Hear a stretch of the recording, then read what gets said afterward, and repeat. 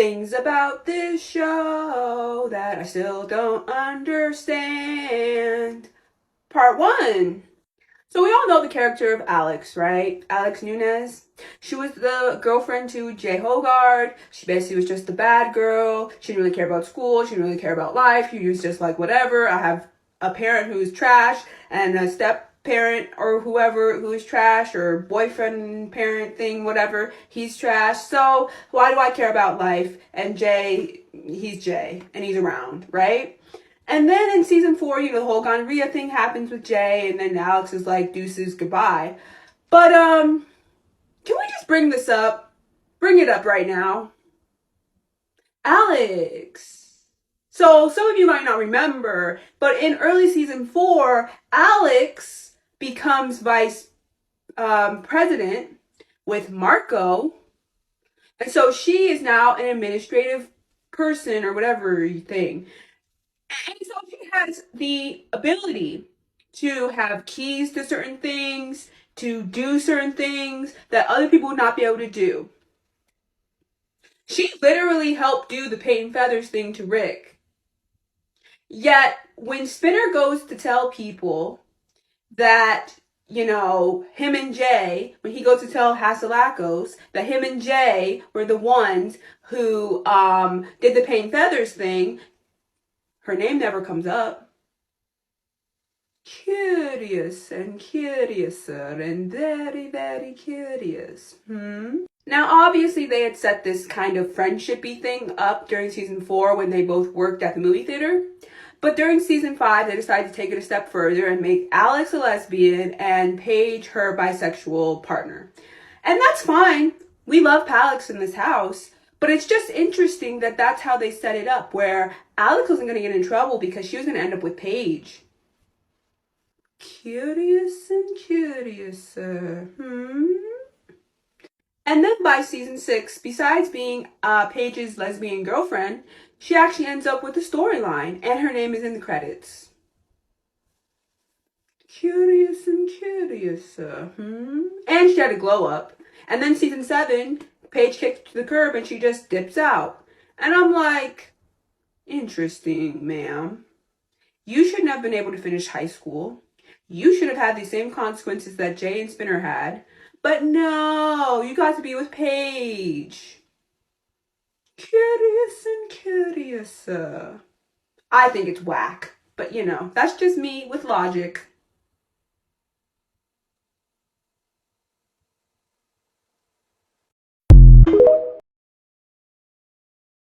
Things about this show that I still don't understand. Part 2. Let's talk about everybody's favorite rebel rocker girl, gothic, emo, chick, Miss Eleanor Nash. Now, poor Ellie hasn't always had the best luck when it comes to guys. First, she tried to date Marco, but he ended up being gay, which was fine. And then she dated Sean. And Sean was really sweet to her and really good for her and really helped her through a very difficult time when she was cutting and saved her from her mother. Sean leaves. So what do? What do the writers do? They put her with Craig.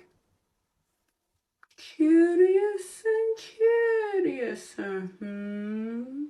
Now, let's not forget this moment right here. If you don't remember, this is the band Hell Has No Fury. It was Ashley's little side project when she was really mad at Craig after the whole cheating thing and the pregnancy thing and the Manny thing and the whatever.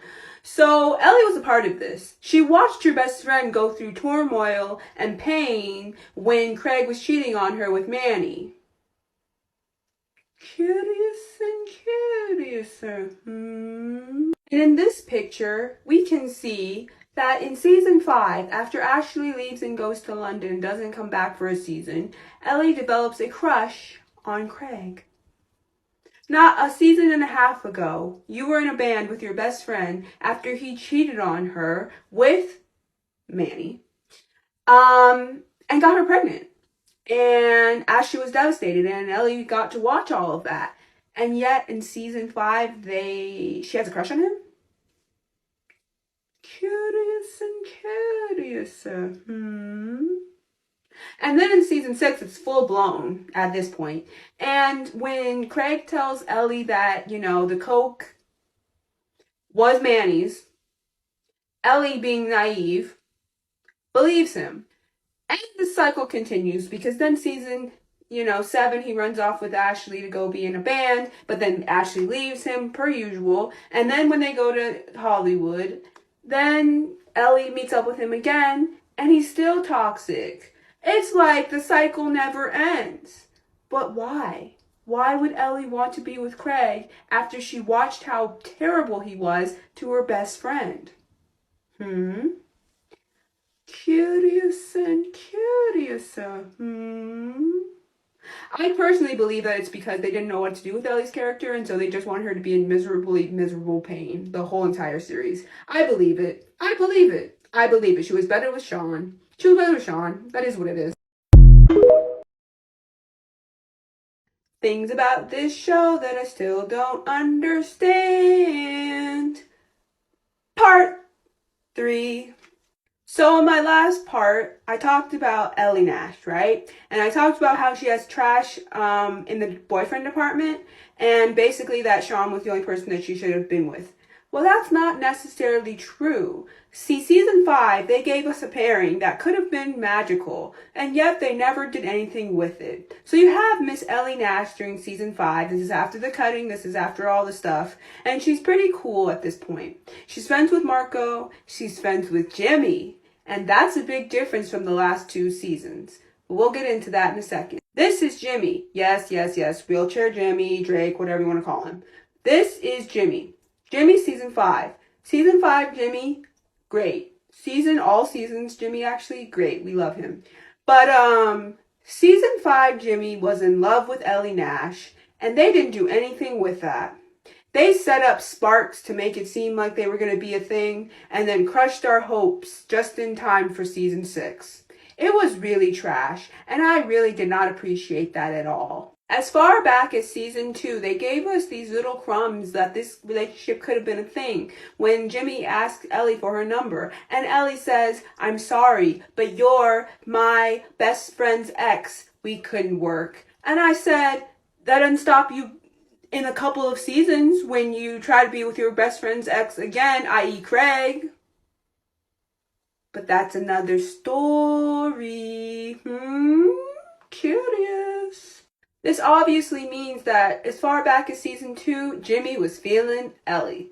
But also, with this whole thing, the reason that season 5 Jimmy and Ellie work is because they're both into art at this point. Jimmy became a lot more softer. Not that he wasn't before, but he became a lot more softer after the shooting. And so he became really artsy. He was really into music. And it was his whole aura. And she really matched that with her whole aura of art and just her wanting to be a journalist and all the beautiful things that she brought to the table. And they could have just worked so well. And then they have that last episode of the season, of season 5, where Jimmy asks her, "Can we take this to the next level?" And she goes, "No." And it's like, what in the world? And then basically they made Jimmy end up with Ashley just so that Ash could break his heart one more time. Trash. And then Ellie doesn't even end up with anybody. Also trash. Justice for Jimmy and Ellie. Justice for Jimmy and Ellie. Justice for Jimmy and Ellie. Justice.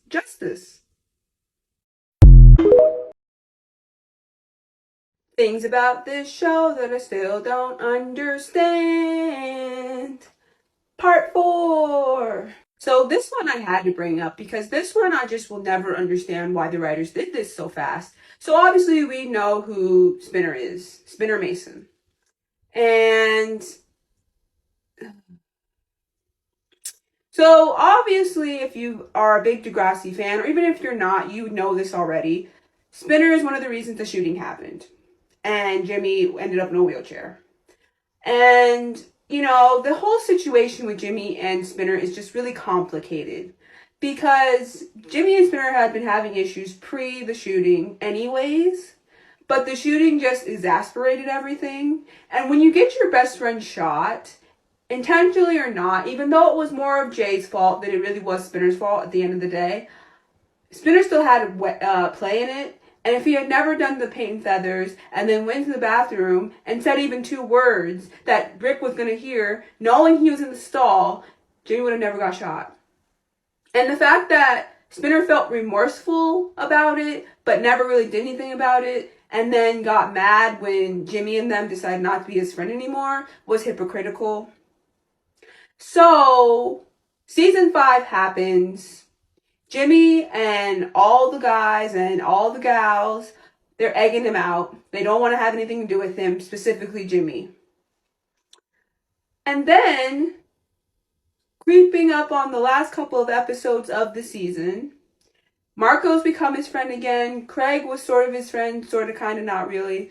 And just random people were his friend, who had used to be his friend. Paige had made up with him, all the things. So they decide that at the last minute, they're going to have Jimmy come up to Spinner and say, "It's only been a year, water under the bridge." And Spinner just lights up and is like, "Yes, take me back, best friend. Even though I was trash to you before I got you shot, we should still be best friends, right?" And I'm just like, in what universe do you have you get your best friend shot, and within a year's time span, you're best friends again? Curious and curious. Now, I believe it's because they had to make them repeat their senior year, and so they had to have Jimmy have some kind of connection to somebody, so they made them best friends again. But I really do think it was way too soon, and I would not have become friends with him that quickly. It would have taken a lot more trust. But I'm not the writers, and I don't understand what goes through their brain, and that one just perplexes me every single day. This is a work of art. This is bullshit. This is a work of art. This is bullshit. This is a work of art. But this is bullshit. This is a work of art. This is bullshit. This is a work of art. This is bullshit. This is a work of art. But this is bullshit.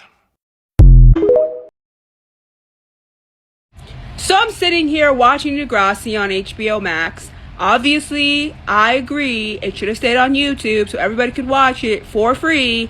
But whatever, you can still watch it on Tubi for free. But my point is, I'm watching Degrassi, I'm skipping around because I've seen the show about 1 billion times. And every time I watch this show, and I rewatch the show, I just, in my dreams, wish that Ashley just disappears, right? I hate her so much. She's so terrible. And, like, her whole relationship with Ellie originally in season 2, when she first becomes friends with her, is so, like, fake. Because Ashley doesn't even know how to be alternative. Like, she only understands it to the point where I'm an outcast now because my friends don't like me. But she doesn't really understand the full way of being alternative. And Ellie can totally tell. But she likes her anyways for some reason. Yeah, so I'm watching season 2, episode 6, Drive, and it's the one where Ashley and Ellie go to get piercings or whatever.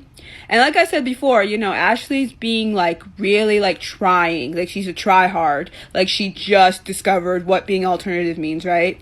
And I'm just like, okay, Ashley. And Ellie's just like, because when at the end, Ashley doesn't go through with her piercing because she's like, you know, I can't do needles. And I'm like, okay, and Ellie's like, yeah, it's not a big deal. And she's like, well, I was just trying to impress you and whatever and gain points. And Ellie's like, that's not how friendship works. I don't know what planet you're from, but that's not how friendship works. And I just realized that Paige really put a number on her really, really bad. Like, Ashley was really out here having to impress her friends with big parties and all that stuff. And Ellie's just like, I just want to be your friend. Okay? I just want to be your friend. 2 things.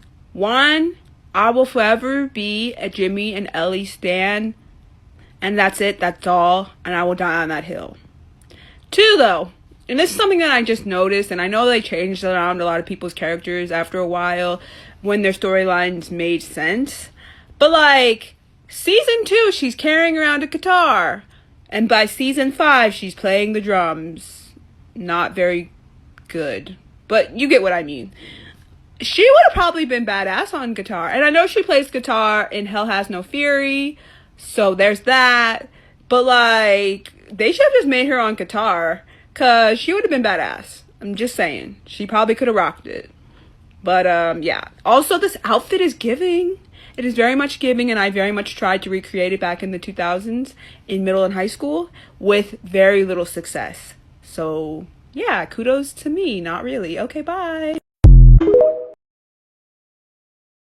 Another hill that I will die on, which I think the general consensus, if Marco wasn't gay, that Ellie and him would have been really cute together. Like, specifically season 2 Ellie, they would have been just really cute together if Marco wasn't gay. And that's cool and whatever. Like, they're great as friends, and I love them as friends. Honestly, they are the best, right?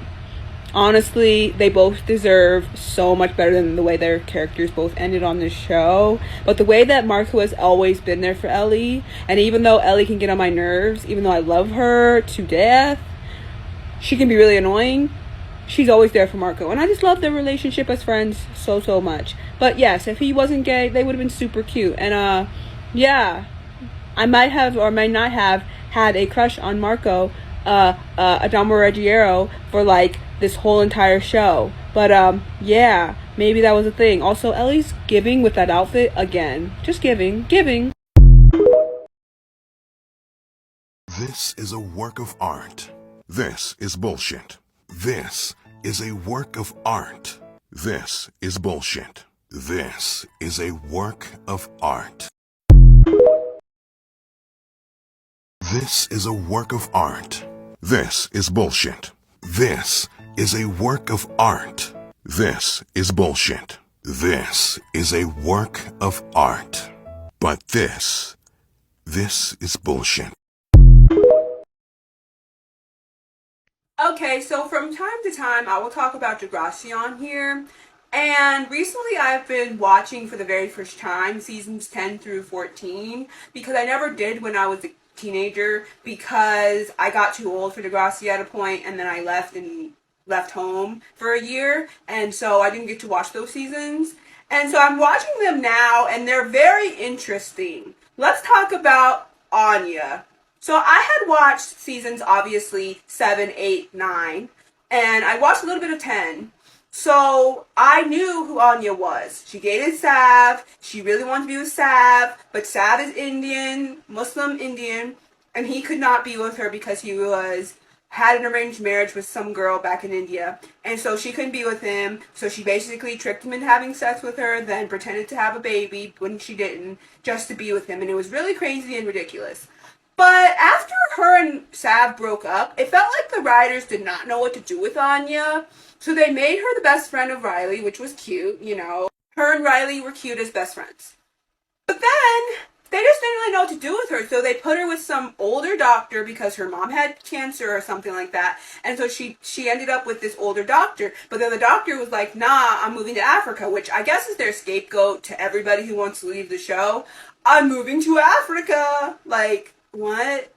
And then, so they were like, okay, well, we really don't know what to do with her because she's not really friends with Holly J anymore and just weird. So they put her with that jock who was being mean to Riley, who apparently is a good guy now. And then they had her go on a coke binge because she didn't get into college. And I was just like, Degrassi, what? Like, are we pro-coke or are we not pro-coke? Because we just had a storyline, not even like 4 seasons ago, about, you know, Craig being a coke addict, and of course he was doing it for the very wrong reasons. And then you had Peter, who was a whole crystal meth addict for like 2 days, but he was also not doing it for the right reasons, but still. And then you have Anya, and somehow in this storyline, I didn't fully understand whether or not you were being pro-coke or against coke. Now, obviously, it's a teen show that's supposed to have all these issues in it or whatever, so I figure you're talking about, oh, don't do coke. But I was confused. And then, at the very end, she graduates high school and does what? Goes to the army? I just confused. Like, Anya is just, I don't understand. Like, what was her purpose in this show? I don't understand. I'm confused. I don't get it. This show is confusing. And, like, 10 through 14 better come through because I'm already confused. I'm on season 11, but I'm already confused. Like, very fucking confused. Really confused. Confused.